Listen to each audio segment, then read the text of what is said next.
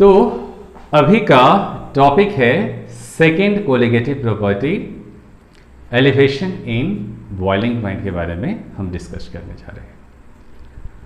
तो सबसे पहले ये जान लेते हैं कि किसी लिक्विड का बॉइलिंग पॉइंट क्या होता है। तो अभी तक हम लोग ये भी जान रहे थे कि बॉइलिंग पॉइंट क्या होता है कि जिस टेम्परेचर पे कोई लिक्विड स्टार्ट टू बॉइल उसको बॉइलिंग पॉइंट कहते हैं। लेकिन यहां पर एक और भी डेफिनेशंस मैं थोड़ा सा देता हूं कि वह टेम्परेचर जिस पे vapour pressure of liquid becomes equal to atmospheric pressure, this is called boiling point. यानी बॉइलिंग पॉइंट का डेफिनेशन क्या हुआ?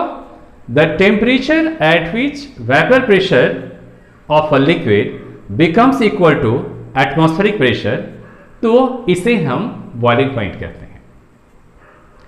जनरली देखा गया है कि जब हम उस सॉल्वेंट में कुछ नॉन वोलेटाइल सॉल्यूट मिला देते हैं, सॉल्यूशन बना देते हैं, तो उसका जो है सॉल्यूशन का वेपर प्रेशर कम हो जाता है, और वेपर प्रेशर जो कम हो जाता है तो उसकी बॉइलिंग पॉइंट बढ़ जाती है। यानी ज्यादा टेम्परेचर पे वो एटमॉस्फेरिक प्रेशर के इक्वल वेपर प्रेशर लाएगा, कम हो गया था इसलिए। यानी क्या देखा कि जब आप उस सॉल्वेंट में नॉन वोलेटाइल सॉल्यूट ऐड कर देते हैं, उससे सॉल्यूशन बना देते हैं, तो वेपर प्रेशर कम हो जाता है फ्रॉम प्योर लिक्विड से, प्योर सॉल्वेंट से। इसके वजह से इसका बॉइलिंग पॉइंट बढ़ जाता है। यानी प्योर लिक्विड से बॉइलिंग पॉइंट क्या हुआ? सॉल्यूशन का बढ़ गया।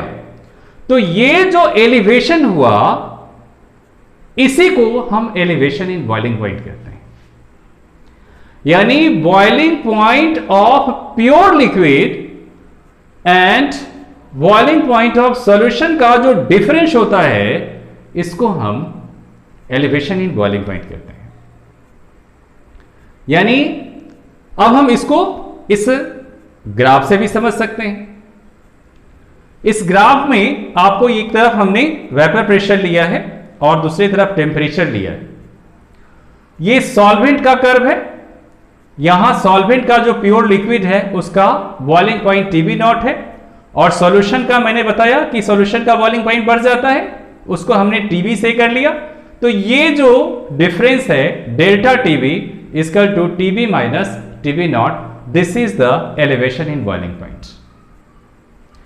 Experimentally, it has seen that elevation in boiling point is directly proportional to molality of the solution. Molality of the solution, small m.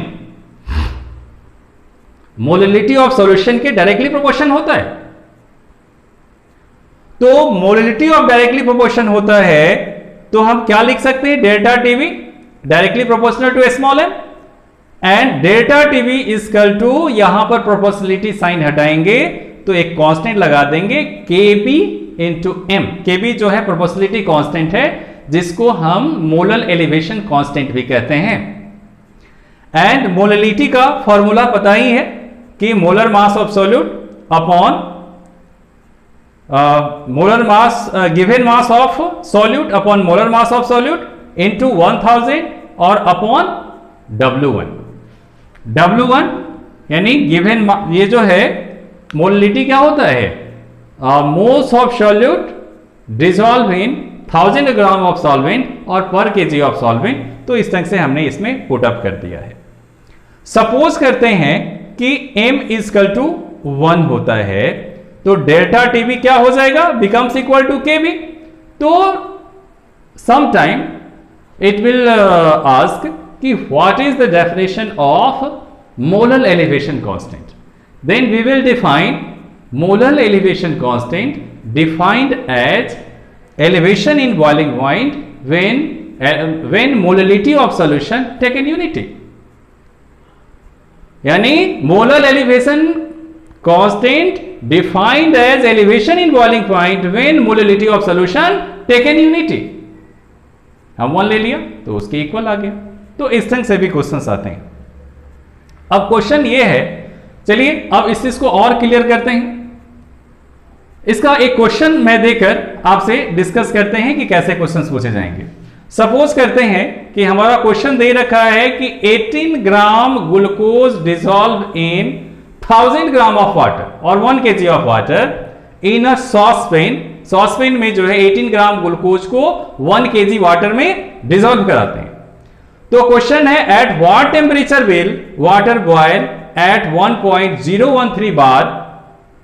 इस प्रेशर पे at what temperature water will boil, इस pressure पर किस temperature पर जो है water boil करेगा। When it is given Kb for water is 0.52 kelvin kg per mole. Simply we have formula delta Tb is equal to Kb into m and Tb equal to Tb minus Tb not.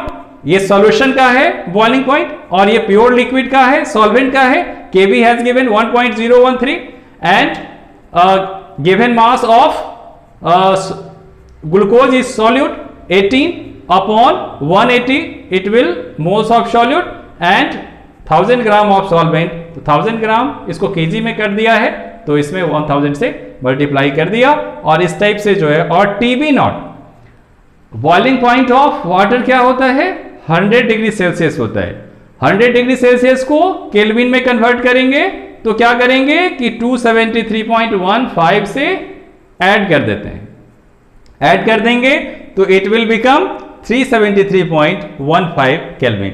And molar mass of glucose find out करेंगे C6H12O6, what will come 12 into 6 and 1 into 12 and 16, this is the 180 gram. This is the molar mass of, this is the molar mass of glucose. And when we put up these all in this one, you will get TB of the solution. Solution का eight what temperature, किस temperature पे boil करेगा, तो this will 373.202 kelvin पे boil करेगा। चलिए next कोलिवेटिव property next topic में, next video में। Thanks for watching.